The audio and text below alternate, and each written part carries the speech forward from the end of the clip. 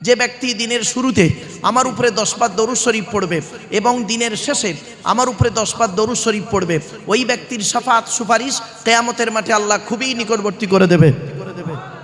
আরেকটা দলিল আল্লাহ রাসূলের হাদিস, আব্দুল্লাহ ইবনে ওমর থেকে হাদিসটা রওয়ায়াত, ইন্না দুআ মাওকুফুম বাইনা সামাই ওয়াল আরদি লা ইয়াসআদু মিনহু শাইয়ুন হাত্তা তুসাল্লি আলা নবিকা। আল্লাহ নবী বলেন, নিশ্চয়ই দোয়া অবস্থান করে আসমান আর জমিনের মধ্যবর্তী জায়গায়, ওই দোয়াকে উপরেও নিয়ে যেতে পারে না, নিচেও নামাতেও পারে না। হাত্তা তুসাল্লি আলা নবিকা, যতক্ষণ পর্যন্ত তোমরা নবীর উপরে দরুদ পাঠ না করে দোয়া চাও, অর্থাৎ নবীর উপরে দরুদ পড়ে দোয়া চাইলে ওই দোয়া আল্লাহর দরবারে কবুল হয়। আরেকটা হাদিস, আচ্ছা বাবু, আমরা সবাই জান্নাতের আশা করি তো? হ্যাঁ বলুন না, জান্নাত কার আশা করে? শেষ। আজকে আমার বক্তব্যের শুরুতে আমি 4টে শব্দ বলবো আপনাদের, বক্তব্যের শুরুতেই 4টে শব্দ আপনাদেরকে বলবো, আর ঘুরিয়ে ঘুরিয়ে ওই 4টে শব্দকে আমি টার্গেট করব। কি? শুনে নিন। প্রিয়জন, প্রয়োজন। কি বললাম? প্রিয়জন, প্রয়োজন। আপনি আল্লাহর প্রিয়জন হন, প্রয়োজন হবেন না। বিপদে পড়েছেন, আল্লাহকে ডাকছেন, আর উদ্ধার হয়ে গেছেন, আল্লাহকে ভুলে গেছেন, এটা হলো প্রয়োজন। আর প্রিয়জন যে হবে সেই ব্যক্তি আল্লাহর মাকবুল মঞ্জুর বান্দায় পরিণত হয়েছে। জোরে বলুন সুবহানাল্লাহ। তো প্রিয়জন, প্রয়োজন, এই শব্দটা মাথায় রাখুন। 2 নম্বর শব্দ বলছি, আবেগ আর বিবেক। কি বললাম? আবেগ আর বিবেক। কোরআনের দলিল দেব, চিন্তা নেই বাপ, একটু ধৈর্যের পরিচয় দিন। 2 নম্বর শব্দ বললাম, আবেগ নিয়ে চলবেন না, বিবেক নিয়ে চলুন। নাম্বার 3 নম্বর শব্দ, ভালোবাসা, ভালো লাগা। ভালোবাসা, ভালো লাগা। ভালো লাগাটা চিরস্থায়ী নয়, ভালোবাসাটা চিরস্থায়ী, এটা মাথায় রাখবেন। নাম্বার 4 নাম্বার, ইতিহাস আর পরিহাস। কি বললাম বাবা, একটু বলে? ইতিহাস আর পরিহাস। পরিহাস কাকে বলে? পরিহাস মানে হচ্ছে ঠাট্টা। কি বললাম বাবা? ঠাট্টা, ঠাট্টা, ঠাট্টা বিদ্রুপ করাকে বলা হয় পরিহাস। এজন্য বলছি মাদ্রাসার ছেলেদেরকে বলছি বাপেরা, মাদ্রাসার ছেলেদেরকে বলছি বাপেরা, জীবনে যদি উন্নতি করতে পারো তাহলে তোমার গায়ের ছেঁড়া জামাটা হবে জনগণের ইতিহাস। ঠিক না বেঠিক? মাদ্রাসার ছেলেদেরকে বলছি, স্টুডেন্টদেরকে বলছি, জীবনে যদি উন্নতি করতে পারো তাহলে তোমার গায়ের ছেঁড়া জামাটা হবে জনগণের কাছে ইতিহাস। আর যদি জীবনে উন্নতি করতে না পারো তাহলে সুন্দর পোশাকটা হবে জনগণের পরিহাস। আমি কি বোঝাতে পারলাম? 4টে শব্দ মাথায় রাখুন, তবে বুঝতে পারবেন। হাদিসটা এবার বলি। আল্লাহর নবী একদিন সাহাবীদেরকে বললেন, তোমরা জান্নাতের আশা করো? সাহাবীরা বললেন, জি হ্যাঁ। নবীজি বললেন, জান্নাত কার আশা করে? সাহাবীরা পুরো চুপ। আল্লাহর নবী বলে দিলেন, ইন্নাল জান্নাতা তাশতাকু ইলা খামসাতি নফর। জান্নাত 5 শ্রেণীর মানুষের জন্য আশা করে। 1 নাম্বার, তালিয়াল কোরআন, প্রতিদিন কোরআন তেলাওয়াতকারী আমলকারীর জন্য জান্নাত আশা করে।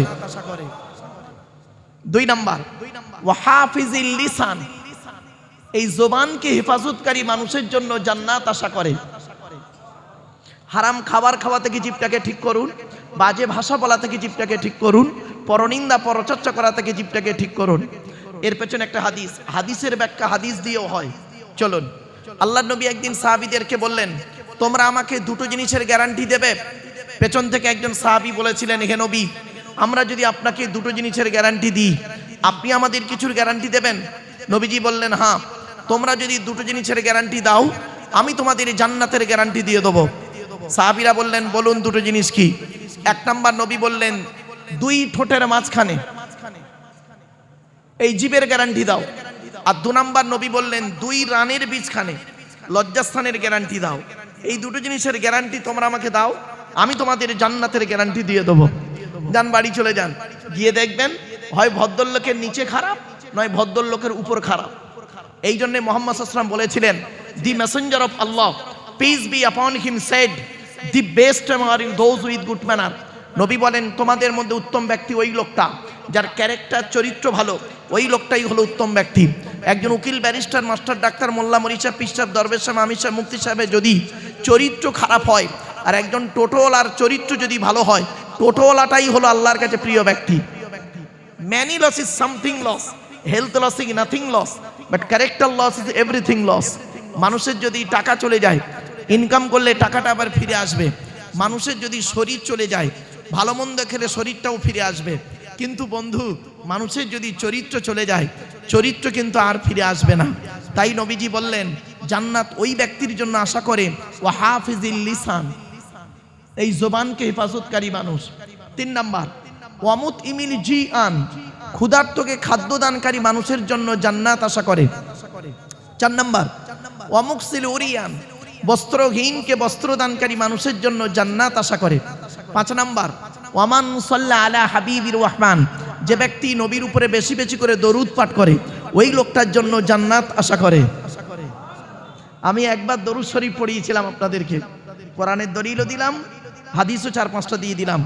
চলুন, दीन मिला ईमान मिला, पढ़ने के लिए कुरान मिला, जो कुछ देने का था सब कुछ दिलवा दिया कमली वाले ने, कलेमा तय्यबा ला इलाहा इल्लल्लाह, पढ़ें ला इलाहा इल्लल्लाह, ला इलाहा इल्लल्लाहु मुहम्मदुर रसूलुल्लाह सल्लल्लाहु अलैहि वसल्लम। এই যে কালেমা তয়্যিবা জিকির, কালেমায়ে তয়্যিবা জিকির আমরা করি। এখন এই জিকির শব্দের একাধিক অর্থ হয়। শুধু জিকির মানে আপনারা ভাববেন না লা ইলাহা ইল্লাল্লাহ বারে বারে বলার নাম জিকির, এটা ভাববেন না। ওই জিকির শব্দের অনেকগুলো অর্থ হয়। চলুন আমি গোটা কথা অর্থ টপ টপ করে আপনাদের বলে দিই, হাতে টাইম খুব শর্ট, মানে এত শর্ট টাইম, যার ফলে আমি কোনটা বলবো ধীর স্থির ভাবে সেইটুকু মানে একটু এদিক এদিক হয়ে যাবে। একটু ধৈর্যের পরিচয় দিন। 1 নাম্বার, জিকির মানে হলো কোরআন। কি বললাম? আরে কথা বলুন একটু আমার সঙ্গে।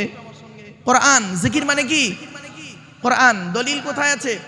এই কোরআনই আল্লাহ বলছেন, ইন্না নাহনু নাযালনা যিকরা ওয়া ইন্না লাহু লাহাফিজুন। 14 নম্বর পারার 1 নম্বর পৃষ্ঠা 9 নম্বর লাইন, সূরার নাম সূরা হুজুরের 9 নম্বর আয়াত। আমি আল্লাহ জিকির নাজিল করেছি, আই কোরআন নাজিল করেছি, ওয়া ইন্না লাহু লাহাফিজুন, আর এই জিকিরকে হিফাজত করার মালিক হলাম আমি আল্লাহ, অর্থাৎ এই কোরআনকে হিফাজত করার মালিক হলাম আমি আল্লাহ। জোরে বলো। তাহলে জিকির মানে কি পেলেন? আরে বলুন, কোরআন। জোরে বলুন, জিকির মানে কি? কোরআন। এবার আসছে আরেকটা জিকির মানে, শুনুন, জিকির মানে উপদেশ। কি বললাম? উপদেশ। দলিল এই কোরআনই আল্লাহ বলছেন, ফাযাক্কির বিল কুরআনি মান ইয়াখাফু ওয়াঈদ। 26 নম্বর পারার 19 নম্বর পৃষ্ঠা একেবারে 12 নম্বর লাইন, সূরার নাম সূরা কাফের 45 নম্বর আয়াত। আল্লাহ বলছেন ফাযাক্কির, নবী মানুষকে উপদেশ দান করো। কিসের মাধ্যমে উপদেশ দেবে? যাই তাই ওয়াজ করা যাবে না বাপ, বিল কুরআন, কোরআনের মাধ্যমে মানুষকে উপদেশ দান করো। এই আয়াতের ব্যাখ্যায় অন্য আয়াত দিয়ে আল্লাহ বলে দিচ্ছেন, শুনে নিন, উদউ ইলা সাবিলি রাব্বিকা বিল হিকমা ওয়াল মাউইজাতিল হাসানা ওয়াজাদিলুহুম বিল্লাতি হিয়া আহসান। 14 নম্বর পারা 20 নম্বর পৃষ্ঠা 9 নম্বর লাইন, সূরার নাম সূরা নাহাল। মানুষকে আল্লাহর পথে আহ্বান করো দুটো জিনিসের মাধ্যমে, বিল হিকমা, জ্ঞান বিজ্ঞানের মাধ্যমে, যুক্তিতর্কের মাধ্যমে, ওয়াল মাউইজাতিল হাসানা, সুন্দর সুন্দর উপদেশ বলির মাধ্যমে। এখানে জিকির মানে হলো উপদেশ, লা ইলাহা ইল্লাল্লাহ বলা নয় এখানে। 3 নাম্বার, জিকির মানে হলো স্মরণ করা বা মনে করা। কি বললাম বাবা একটু বলেন? স্মরণ করা বা মনে করা। দলিলটা কোথায় আছে? এই কোরআনই আল্লাহ বলছেন, ফাজকুরুনি আযকুরুকুম ওয়াশকুরুলি ওয়ালা তাকফুরুন। 2 নম্বর পারা 2 নম্বর পৃষ্ঠা 11 নম্বর লাইন, সূরার নাম সূরা বাকারা 152 নম্বর আয়াত। আল্লাহ বলছেন, তোমরা আমাকে স্মরণ করো, আমি আল্লাহও তোমাদের স্মরণ করব। জোরে বলো। তাহলে এখানে জিকির মানে স্মরণ করা বা মনে করা। আবার একটা দেখুন, জিকির মানে নামাজ। কি বললাম? জিকির মানে নামাজ। দলিল কোরআনই আছে, ইয়া আইয়ুহাল্লাযীনা আমানু ইযা নুদিয়া লিস-সালাতি মিন ইয়াউমিল জুমুআতি ফাসআউ ইলা যিকরিল্লাহি ওয়া যারুল বাই'a যালিকুম খায়রুল লাকুম ইন কুনতুম তা'লামুন। 28 নম্বর পারা 13 নম্বর পৃষ্ঠা 6 নম্বর লাইন, সূরার নাম সূরা জুমার 9 নম্বর আয়াত। আল্লাহ বলছেন, হে ঈমানদার বান্দাগণ, জুমার দিনে তখন তোমাকে আহ্বান করা হবে, ফাসআউ ইলা যিকরিল্লাহ, আই ইলা সালাত, ছুটে চলে এসো নামাজের দিকে। ছুটে চলে এসো জিকিরের দিকে, তার মানে ছুটে চলে এসো নামাজের দিকে। এখানে জিকির মানে লা ইলাহা ইল্লাল্লাহ নয় বাবা, এখানে জিকির মানে নামাজ। একই শব্দ বিভিন্ন জায়গায় যাচ্ছে, বিভিন্ন অর্থ হচ্ছে। দেখুন আরো দু একটা বলি। জিকির মানে হলো আইন কানুন। কি বললাম? আইন কানুন, according to Islamic law, not only according to Indian law. জিকির মানে আইন কানুন। দলিল কোরআন বলছে, ওমান আরাদা আন যিকরি ফাইন্না লাহু মাঈশাতান দনকা ওয়া নাহশুরুহু ইয়াওমাল কিয়ামাতি আ'মা। 16 নম্বর পারার 19 নম্বর পৃষ্ঠা 12 নম্বর লাইন, সূরার নাম সূরা তাহার 124 নম্বর আয়াত। আল্লাহ বলছেন, যে ব্যক্তি আমার আইন কানুন থেকে মুখ ফিরিয়ে নেবে, এই পৃথিবীতে একটা দিন তাকে আমি শান্তিতে থাকতে দেব না, টেনশনে টেনশনে জীবনযাপন করাবো। এখানে জিকির মানে আইন কানুন। আরো অনেক জিকির মানে আছে বাপ, ওদিকে গেলাম না। যাই হোক, কলেমায়ে তয়্যিবা জিকির আপনারা করেছেন, এর দলিলটা দিয়ে দিই। পবিত্র কোরআন, আল্লাযীনা আমানু ওয়া তাতমাইন্নু কুলুবুহুম বিযিকরিল্লাহ আলা বিযিকরিল্লাহি তাতমাইন্নুল কুলুব। পবিত্র কোরআন 13 নম্বর পারার 12 নম্বর পৃষ্ঠার একবারে 4 নম্বর লাইন, সূরার নাম সূরা রদের 28 নম্বর আয়াত। আল্লাহ বলছেন, যারা ঈমান এনেছে, ভালো ভালো কাজগুলো করেছে, আল্লাহর জিকিরের মাধ্যমে অন্তরকে পরিষ্কার করেছে। জেনে রাখো, একমাত্র শুধুমাত্র আল্লাহর জিকিরই মানুষের অন্তরকে পরিষ্কার করে দেয়। সেই জিকিরের মাহফিল এখানে এক আল্লাহর ওলির সন্তান তিনি করেছেন, আল্লাহওয়ালা মানুষ, তিনি জিকির করেছেন। তাই তো বাবা? বলুন না, আমার সঙ্গে কথা বলুন। ব্যাস, এবার চলুন হাদিস থেকে দেখি জিকির কি মানে দেখি। হাদিস থেকে কি জিকির কতগুলো আসছে দেখি। আল্লাহ রাসূল বলেছেন, জাস্ট আমি মাথানগুলো বলছি বাবা, হাতে টাইম অত নেই। মাসালুল লাযী ইয়াযকুরু রাব্বাহু ওয়াল্লাযী লা ইয়াযকুরু রাব্বাহু মাসালুল হাইয়্যি ওয়াল মাইয়্যিত। আল্লাহর নবী বলেন, যে ব্যক্তি আল্লাহর জিকির করলো না আর যে ব্যক্তি আল্লাহর জিকির করলো, দুটো ব্যক্তি কোনোদিন এক হতে পারে না।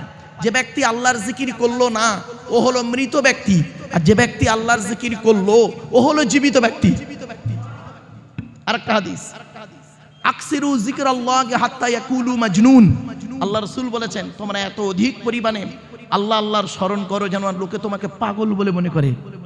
আরেকটা হাদিস, লা ইয়াজালু লিসানুকা রাতাবাম মিন যিকরিল্লাহ। আল্লাহ রাসূল বলেছেন, তোমাদের জবানটা যেন আল্লাহর জিকিরে সিক্ত থাকে। আরেকটা হাদিস দিয়ে যাচ্ছি, যে জিকিরের মাজলিস করেছেন, শুনে নিন। আচ্ছা বাবা, আপনারা আলেমদের কাছ থেকে শুনেছেন এটা হলো একটা জান্নাতের বাগান, শুনেছেন তো নাকি? বলুন না, দলিলটা কই? শুনুন। আল্লাহ রাসূল একদিন রাস্তা দিয়ে যাচ্ছেন, কিছু সাহাবী রাস্তার ধারে বসেছিলেন। এমত অবস্থায় রাসূলুল্লাহ বললেন সাহাবীদেরকে, তোমরা এখানে বসে কি করছো বলো? সাহাবীরা বললেন, ইয়া রাসূলুল্লাহ, আমরা এখানে বসে বসে আল্লাহ এবং তার রাসূলের আলোচনা করছি। আল্লাহ রাসূল বললেন, ইজা মারারতুম বিরিয়াজিল জান্নাহ ফারতাউ। ক্বালু মা রিয়াজুল জান্নাহ? ক্বালা হিলাকুজ যিকির। আল্লাহ রাসূল বললেন, তোমরা যখন জান্নাতের মধ্যে প্রবেশ করবে, জান্নাতের ফলমূলগুলো ভালো করে ভোগ করিও। সাহাবীরা বললেন, হে নবী, দুনিয়াতে আবার জান্নাত কোথায়? নবীজি বললেন, ক্বালা হিলাকুজ যিকির। আল্লাহ এবং রাসূলের আলোচনা যেখানে করা হয় ওটাই হলো রিয়াজুল জান্নাত। তৎক্ষণাৎ জোরে বলুন। তাহলে বেকার বসে নেই। এবার জিকিরটা করলেন কেন? জিকির করলে কি হয়? আল্লাহ রাসূলের হাদিস।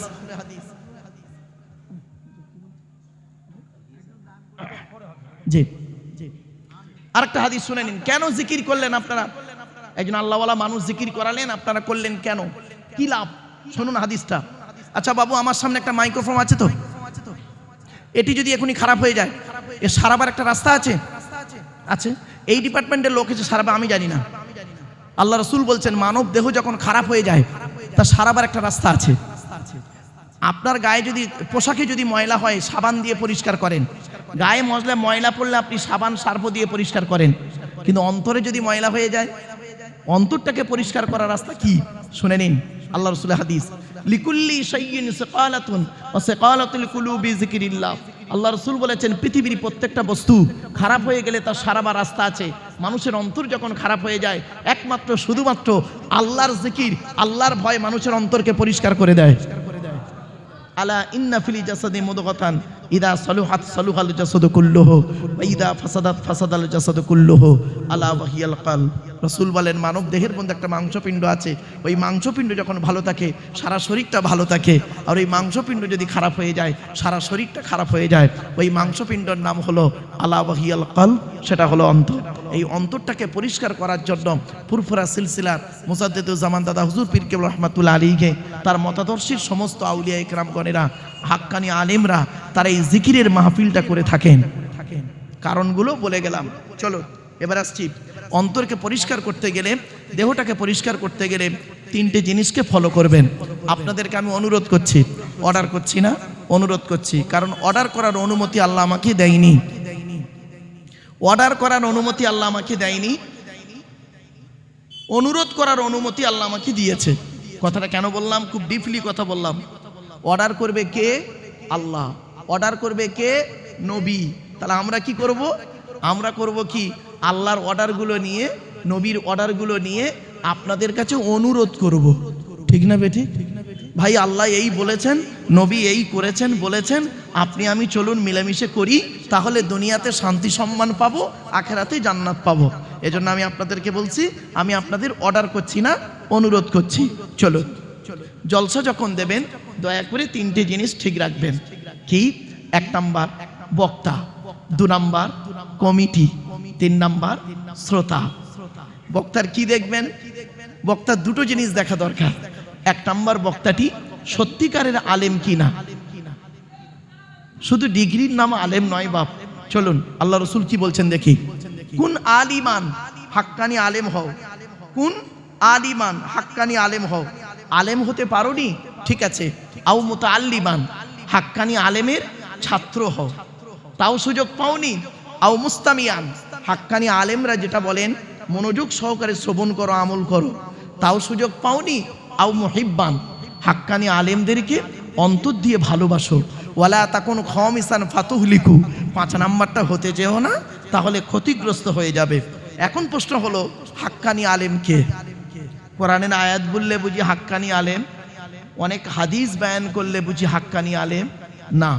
আল্লাহ নবীর হাদিস, আমি বলিনি, রাসূলুল্লাহর হাদিস। আপনাদেরকে আমি অনুরোধ করছি, ট্রান্সলেটরের কাজ করছি। আল্লাহ নবী বলছেন হাক্কানি আলেম কে? আল্লাহু আজওয়াদু জুদান ওয়া আনা আজওয়াদু বানি আদম ওয়াজাদুকুম বাদি রাজুলুন আলিমা ইলমান ফানাশরাহু ইয়াতি ইয়াউমাল কিয়ামাতি আমিরান ওয়াহিদা। হাদিসের বাংলা অর্থটা শুধু শুনুন। আল্লাহ রাসূল বলেন, আল্লাহ হলেন সবথেকে বড় দাতা, আল্লাহর পরে বড় দাতা হলাম আমি মুহাম্মদ সাল্লাল্লাহু আলাইহি সাল্লাম। আমার পরে বড় দানশীল ব্যক্তি কে জানো? ওই আলেম যে ইলিম অর্জন করেছেন, ইলিম মোতাবেক নিজে চলেছেন, সমাজের মানুষকে বলেছেন, তার ইলিম থেকে মানুষ উপকৃত হতে পেরেছে। ওই শ্রেণীর আলেমগুলোকে কিয়ামতের মাঠে আল্লাহ রাব্বুল আলামিন এক একটা দলের আমির করে, নেতা করে তুলবে। এইরকম একজন হাক্কানি আলেমের নাম বলবো? এখান থেকে কয়েক কিলোমিটার গেলেই পাবেন মুসাদ্দেদুজ্জামান দাদা হুজুর পীর কেবলা রহমাতুল্লাহ আলাইহি। এইরকম একজন হাক্কানি আলেমের নাম বলবো? এই কিছু দূর থেকেই এলাম, তার মাজারের পাশ দিয়ে এলাম, আল্লামা রুহুল আমিন রহমাতুল্লাহ আলাইহি। এইরকম একজন হাক্কানি আলেমের নাম বলে যাচ্ছি, হাফেজ আব্দুল লতিফ বড় হাফেজ সাহেব হুজুর পীর কেবলা রহমাতুল্লাহ আলাইহি। এইরকম একজন নাম আল্লাহওয়ালা হাক্কানি আলেমের নাম বলে যে পানি গোবরা হুজুর রহমাতুল্লাহ আলাইহি। এরকম খুব বড় বড় আলেমরা আছে বাপ, অনেক আলোচনা করলে আসবে। মানে আমি আপনাদের সূত্রগুলো বলে দিলাম, একটা একটা করে আসবে। আচ্ছা বাবা, টেনে টেনে বলছি না বলে অসুবিধা হচ্ছে? হ্যাঁ, একটু একটু একটু একটু গরম হয়ে যাক, টেনে টুনে দিচ্ছি বাপ, চিন্তা নেই। কারণ টান না হলে বললো বেকার বক্তা, তো বাবা চিন্তা নেই। তবে এখন একটু অ্যাটেনশন হচ্ছে কি জানেন? এখন বক্তাদের একটা অ্যাটেনশন হচ্ছে, খুব দেখেছি শ্রোতারা খুব অ্যাটেনশন দুটো জিনিসের। কি ভাই? আচ্ছা, এখন বর্তমানে দুটো জিনিসের প্রতি মানুষ খুব আকর্ষণ। কি জানেন? শুনে নিন। দূর আর সুর। কি বললাম? দূর আর সুর। খারাপ ভাববেন না, কিছু নয়।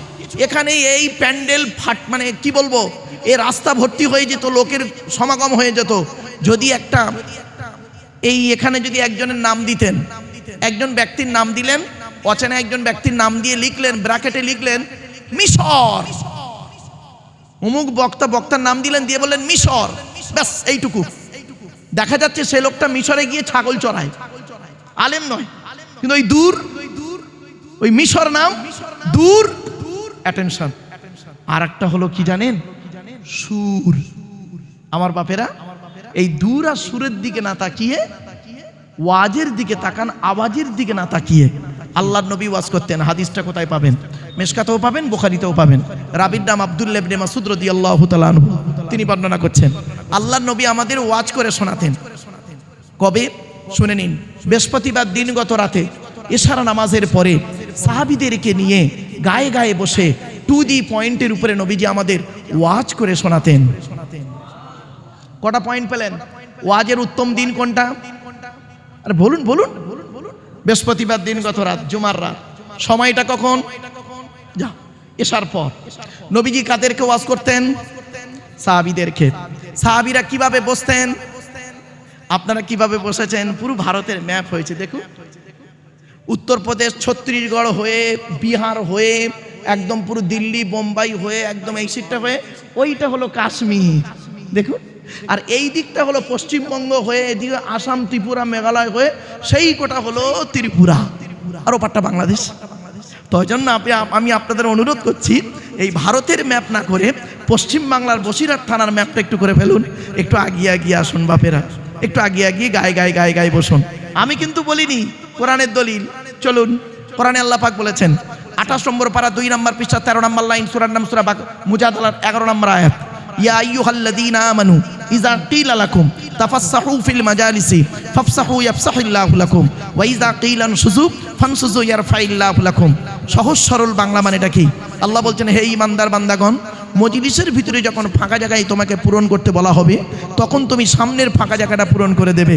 ফাঁকা জায়গায় ফাঁকা রাখলে প্রবলেমটা কি? শয়তান ওখানে বসবে, কানে কানে কুমন্ত্রণা দেবে। শয়তান কি চায় ওটা কোরআন জানিয়ে দিচ্ছে।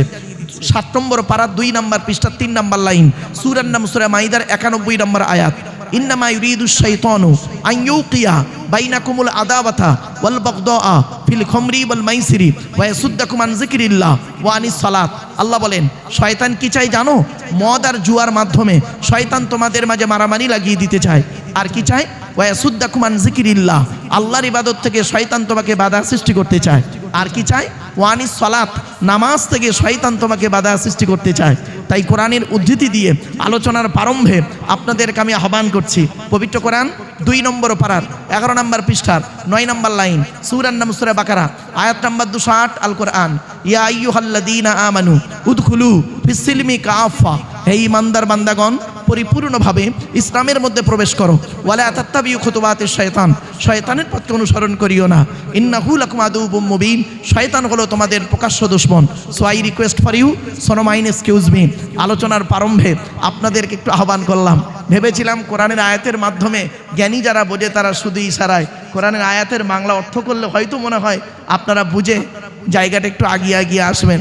আপনাদের আম বাগানের ভাষায় বলছি তো, কোম্পানি বাগানের ভাষায় বললে হয়তো বুঝতে পারবেন।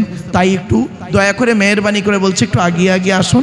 ভাইয়েরা কষ্ট করে দাঁড়িয়ে না থেকে একটু গায়ে গায়ে গায়ে গায়ে বসার চেষ্টা করুন।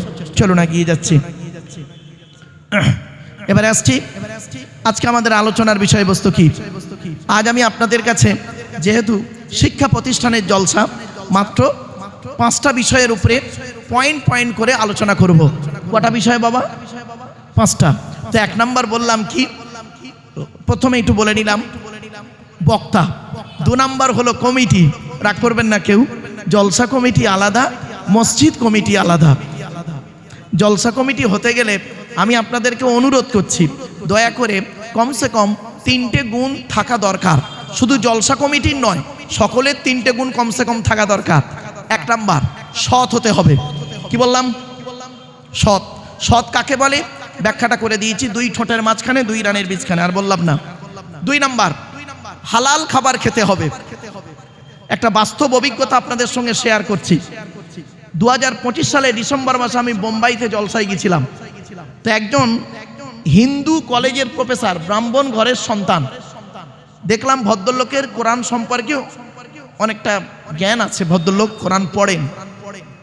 আমার কাছে এসছেন, এসে বলছেন, মারুফ সাহেব, আমার বাড়ি পাকসার কাছে, আমি এখানে একটা কলেজের প্রফেসর, তো আমি আপনার লেকচার শুনি, আমি একজন হিন্দু মানুষ, এসেছি আপনার কাছে একটা জিনিস জানতে। বললাম, বলুন স্যার, কি জানতে চান? জানা থাকলে বলবো স্যার। কি বললো জানেন? বলছে, আমি কোরআন পড়ে পেলাম মদ খাওয়া হারাম, সুদ খাওয়া হারাম, ব্যভিচার করা হারাম, শুকরের মাংস খাওয়া হারাম। আমি বললাম, হ্যাঁ স্যার। উনি পট করে বলছেন, ওটা কাদের জন্য হারাম? যারা আল্লাহ এবং নবীকে বিশ্বাস করে তাদের জন্য হারাম। আমি তো আল্লাহ নবীকে বিশ্বাস করি না, তাহলে আমি যদি মদ খাই, সুদ খাই, শুকরের মাংস খাই, আল্লাহ কেন আমাকে শাস্তি দেবে পরকালে? আমার কথা তো আমাকে হালাল খেতে তো কোরআনে বলা হয়নি। মারাত্মক প্রশ্ন। আমি বললাম স্যার কিছু একটা জায়গায় মিস্টেক হয়ে গেছে আপনার। বলছে কি বলছেন? বললাম স্যার আপনি কোরআন পড়েছেন গোটা? বলছে হ্যাঁ। বললাম স্যার আসুন আমি আপনাকে একটু আলোচনা করি। উত্তরটা দেবো? দেবো কি বলুন? শুনে নিন, বাড়ি থেকে ভাববেন। মাদ্রাসার ছেলেরা, বাপেরা তোমরাও একটু খেয়াল দেখো এই আয়াতগুলো, অন্তত এই আয়াতগুলো খেয়াল দেখো মাদ্রাসার ছেলেরা। বাপ আমি 5 পৃষ্ঠা পারা লাইন আয়াত সব বলে দিচ্ছি। আমি ওনাকে বললাম ও আমার একটা অভ্যেস খারাপ জানেন, মাইক্রোফোনটা খুব ভালো, আমার অভ্যেস খারাপ, খালি এদিক ওদিক করি আবেগে, তো যাই হোক চলেন এবার ঠিক আছে। আচ্ছা ভাই চলেন। আমি ওনাকে বললাম শুনে নিন, আপনারা জীবনে কোনোদিন এইরকম প্রশ্নের সম্মুখীন হলে উত্তরটা দিতে পারবেন। আমি বললাম স্যার কোরআনে 3 শ্রেণীর লোককে আল্লাহ হালাল খেতে বলেছেন। কয় শ্রেণীর? 3 শ্রেণীর লোক। উনি পট করে কলম বের করলেন, কাগজ বের করলেন, বলছে বলুন। বললাম 1 নাম্বার কোরআনে বলা হয়েছে নবী রসুলদেরকে হালাল খেতে আল্লাহ বলেছেন। পট করে উনি বলছেন আরে নবী রসুল্লাহ তো হালাল খাবেন, আবার বলার কি দরকার ছিল আল্লাহ? বললাম স্যার কোরআনে আল্লাহ পাক বলেছেন 8 নম্বর পারা 10 নম্বর পৃষ্ঠা 6 নম্বর লাইন, সূরার নাম সূরা আরাফ, ফালানাসআলান্নাল্লাযীনা উরসিলা ইলাইহিম ওয়ালানাসআলান্নাল মুরসালিন।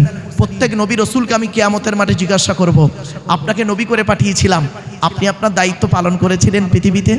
আপনাকে রসুল করে পাঠিয়েছিলাম, আপনি আপনার দায়িত্ব পৃথিবীতে পালন করেছিলেন? আচ্ছা নবী রসুলদেরকে যদি এরকম প্রশ্নের সম্মুখীন হতে হয়, আমি আপনি প্রশ্নের সম্মুখীন হব না, আপনি ভাবলেন কি করে? কোরআনে আল্লাহ পাক কি বলেছে দেখি, সূরা কিয়ামার মধ্যে 29 পারা, আয়াহসাবুল ইনসানু আন ইউতরাকা সুদা। মানুষ কি মনে করেছে আমি এমনি এমনি তাকে ছেড়ে দেবো? এত সহজ নয়। কড়াই গন্ডায় হিসাব নেব, হিসাব নেওয়ার পরে যদি ভালো আমি আল্লাহ বুঝি তো ছাড়বো, আর নইলে বলবো দাঁড়া তোর খবর আছে। জ্ঞানী জ্ঞানের হিসাব দাও, ধনী অর্থের হিসাব দাও, যুবক যৌবনের হিসাব দাও। আমি বললাম স্যার 1 নাম্বার হালাল খেতে বলেছেন নবী রসুলদেরকে। বলছে কোথায় লিখছেন? শুনে নিন, আল্লাহ বলছেন আমি বলিনি, কোরআনে আয়াতটা আমি ট্রান্সলেটর কাজ করছি। ইয়া আইয়ুহার রাসূল কুলু মিনাত তাইয়্যিবাতি ওয়া আমালু সালিহা ইন্নী বিমা তা'মালুনা আলীম। 18 নম্বর পারার 4 নম্বর পৃষ্ঠার 8 নম্বর লাইন, সূরার নাম সূরা মুমিনুনের 51 নম্বর আয়াত।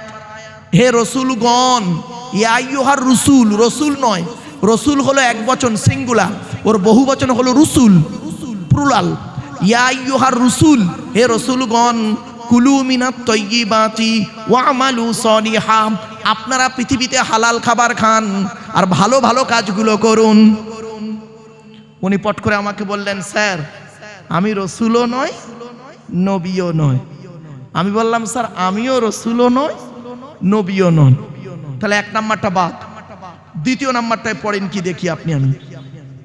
আচ্ছা যারা আল্লাহকে বিশ্বাস করে, নবীকে বিশ্বাস করে, ইসলামিক পরিভাষায় তাদেরকে কি বলে? মুমিন। কি বললাম বাবা? মুমিন। তো আপনারা আল্লাহ এবং রসুলকে বিশ্বাস করেন তো? আরে বলুন না।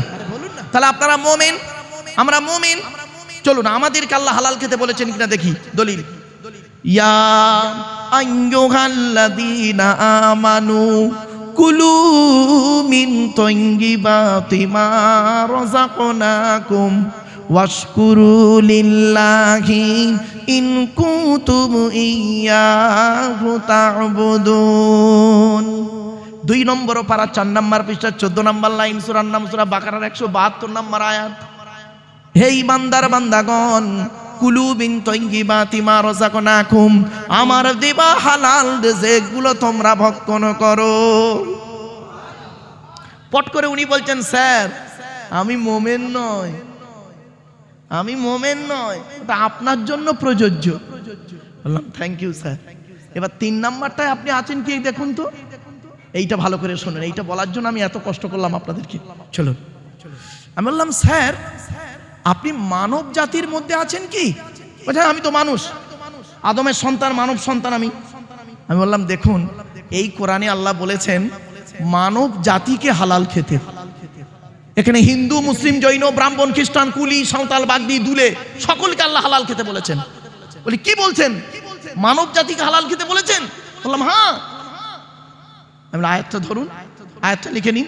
উনি লিখছেন আর আমি বলছি শুনুন, ইয়া আইয়ুহান নাস কুলু মিম্মা ফিল আরদি হালালান তাইয়্যিবা ওয়ালা তাত্তাবিউ খুতুওয়াতিশ শাইতান ইন্নাহু লাকুম আদুউম মুবিন।